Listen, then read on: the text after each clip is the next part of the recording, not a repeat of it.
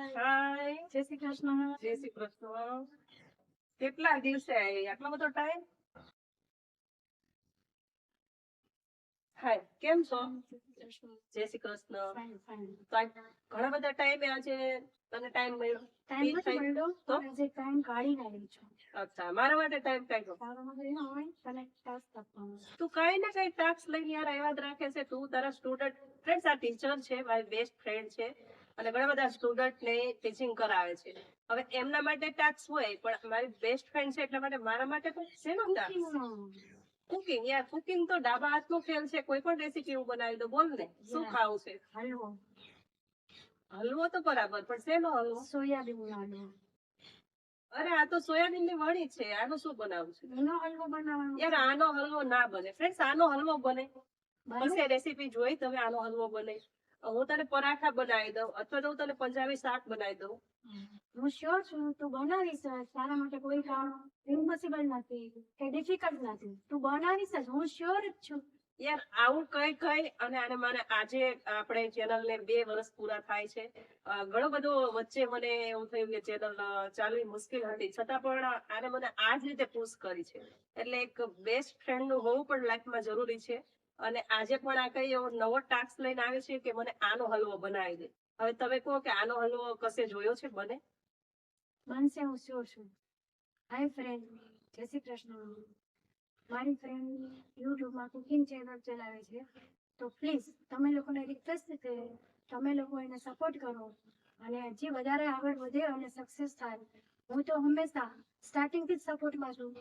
તમે લોકો એને સાથ અને સહકાર આપો અને હજી આગળ વધે અને એની મહેનત સફળ થાય એવી મારી ઈચ્છા છે. Thank you friend. તો ફ્રેન્ડ્સ, ચાલો આપણે આજે એની ફરમાઈશ પૂરી કરવા ટ્રાય કરીએ. અને તું એવું કર કે આજે અહીંયા જ રોકાઈ જા, કારણ કે આ રેસીપી મેં જોઈ પણ નથી, બનાવી પણ નથી. મને એમ કે તું કઈ બીજું કહેશે એના માટે તું એકદમ અઘરો ટાસ્ક લાવી છો, પણ છતાં પણ હું ટ્રાય કરું છું. એટલે આજે અહીંયા રોકાઈ જા અને હું તને 10 કે 15 મિનિટમાં બનાવીને આપું છું. ઓકે ચલો ફ્રેન્ડ્સ, તો આપણે રેસીપી બનાવી લઈએ. અને તમે પણ જોજો, જો તમને ગમે તો વધુમાં વધુ શેર કરજો અને અમારે બને બેસ્ટ ફ્રેન્ડ વિશે તમારું શું કહેવું છે કોમેન્ટમાં ચોક્કસથી જણાવજો. તો ચાલો રેસીપી સ્ટાર્ટ કરીએ. તો ફ્રેન્ડ્સ, મારી ફ્રેન્ડનો આઈડિયા એકદમ જોરદાર છે અને સુપર ટેસ્ટી આપણે હલવો પણ બનાવી લઈશું, એ મને પણ ખબર છે. તો ચાલો આપણે એની ફરમાઈશ પૂરી કરી દઈએ. એટલા માટે અહીંયા આપણે 1 કપ વડી લઈ લઈશું સોયાબીનની, અને સાથે એકદમ ગરમ પાણીમાં ડૂબોળી દઈશું અને 15 મિનિટ માટે આને આમ જ આપણે ભીગોવીને રાખશું. અને ત્યાર પછી આપણે બીજી પ્રોસેસ કરીશું. તો આ રીતે આને એકદમ ગરમ પાણી એડ કરી આ રીતે મિક્સ કરી દઈ અને ઢાંકી દઈશું. 15 મિનિટ માટે આને આમ જ ઢાંકીને રહેવા દઈશું. અને 15 મિનિટ પછી જોઈ શકો છો આ જે વડી છે એને પાણી થોડું ગંદુ કરી દીધું છે. તો આ પાણી છે એકદમ ગંદુ છે, તો આને 2 થી 3 પાણી આપણે વોશ કરી દઈશું. અને ત્યાર પછી આ વડી છે એને આવી રીતે હાથ વડે પ્રેસ કરી અને દબાવી અને બધું જ પાણી કાઢી લઈશું. અને પછી આ મિક્સર જારની અંદર આપણે એડ કરી દઈશું. અને મિક્સર જાર કયું લેવાનું છે? તો જે આપણે મસાલા દળીએ, ચટણીનું જાર નથી લેવાનું, જે મસાલા દળીએ જાર લેવાનું છે. અને એની અંદર એડ કરી અને આને આપણે એકદમ સરસ પીસી લઈશું. અને પીસવામાં વડીનું જે ટેક્સચર છે એ આવું રહેશે, આનાથી વધારે એકદમ ફાઇન નહીં બને. તો આ રીતનું દાણેદાર ટેક્સચરમાં આપણે આને દળી લઈશું.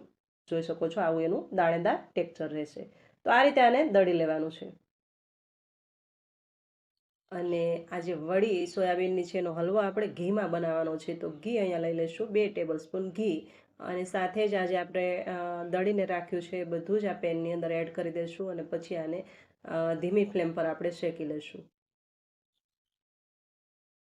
તો આ રીતે તાવેથા વડે આને મીડિયમ ફ્લેમ પર શેકવાનું છે. શેકાઈ જાય એટલે કલર થોડો આ રીતે ચેન્જ થશે અને ઘી છે એ પણ થોડું સેપરેટ થઈ જશે અને સ્મેલ પણ આવવા લાગશે. તો આ રીતે આને ધીમી ફ્લેમ પર આપણે શેકતા રહીશું. શેકાઈ ગયા પછી આ રીતે દૂધ એડ કરવાનું છે. તો 2 કપ અહીંયા દૂધ લીધેલું છે, 1 કપ દૂધ એડ કરી દઈશું. અને દૂધ એડ કરો ત્યારે આ રીતે જે તાવેથો છે એને મિક્સ કરતા રહેવું. એવી જ રીતે આપણે બીજું પણ 1 કપ દૂધ એડ કરી દઈશું. ટોટલ 1 કપ વડી સાથે આપણે 2 કપ દૂધ અને 2 ટેબલ સ્પૂન ઘી લીધેલું છે. હવે આ રીતે આને શેકતા શેકતા એકદમ સરસ આપણે શેકવાનો છે, જેવો આપણે મોહનથાળનો લોટ શેકીએ એવો આને શેકીશું. અને જેથી કરીને જોઈ શકો છો એકદમ દાણેદાર ટેક્સચર પણ થશે અને કલર પણ એકદમ બ્રાઉનિશ પર આવી જશે, મતલબ લાઇટ બ્રાઉન કલર થશે. તો આ રીતે આનું ટેક્સચર રહેશે. અને એકદમ દાણેદાર હલવો બનીને તૈયાર થશે. કશે પ્રસંગમાં જાઓ અને મગની દાળનો હલવો આપણે ખાતા હોઈએ છીએ, બસ સેમ ટુ સેમ. અને પ્રોટીનથી તો ભરપૂર છે, તમને લોકોને ખબર છે. વળી જે સોયાબીન એકદમ પ્રોટીનથી ભરપૂર હોય છે. તો ઘણી બધી રેસીપી આપણે બનાવતા હોઈએ છીએ સોયાબીનની, પણ જો હલવો ન બનાવ્યો હોય ને તો ટ્રાય ચોક્કસ કરજો. એકદમ હેલ્ધી રેસીપી છે. અને અહીંયા 1 કપ વડી સાથે 2 કપ આપણે દૂધ લીધું, 2 ટેબલ સ્પૂન આપણે ઘી લીધું અને સાથે અડધો કપ આપણે જે વાસણ તમે લો એનું અડધું આપણે ખાંડ એડ કરવાની છે. જેટલી વડી લીધી હોય એની અડધી આપણે ખાંડ એડ કરવાની છે. ખાંડ એડ કરશો ને ત્યાર પછી આ રીતનું એકદમ લિક્વિડ થઈ જશે. તમને એમ થશે કે આમાંથી હલવો બનશે કે નહીં. એટલું લિક્વિડમાં આ બેટર બની જશે અને પછી એમ જ આને મિક્સ કરતા રહેવાનું છે એકદમ મીડિયમ ફ્લેમ પર. જોઈ શકો છો આનો કલર છે એ પણ થોડો ચેન્જ થઈ ગયો છે અને ટેક્સચર છે એ પણ ચેન્જ થઈ ગયું છે. હવે આ ટાઈમે તમે ઈચ્છો તો કોઈ પણ મનપસંદ ડ્રાયફ્રૂટ્સ અંદર પણ એડ કરી શકો અને ગાર્નિશ માટે બહારથી પણ આપણે એડ કરી શકીએ. તો ફ્રેન્ડ્સ, આ હલવાને બનતા આશરે 25 મિનિટ જેવો ટાઈમ લાગ્યો છે અને હલવો બનીને તૈયાર છે. હવે આપણે એને નીચે ઉતારી લઈશું, સર્વ કરી લઈશું. એકદમ ટેસ્ટફુલ હલવાની રેસીપી જો ગમી હોય તો શેર કરી દેજો. ચેનલ પર નવા હોય તો સબસ્ક્રાઈબ કરી દેજો.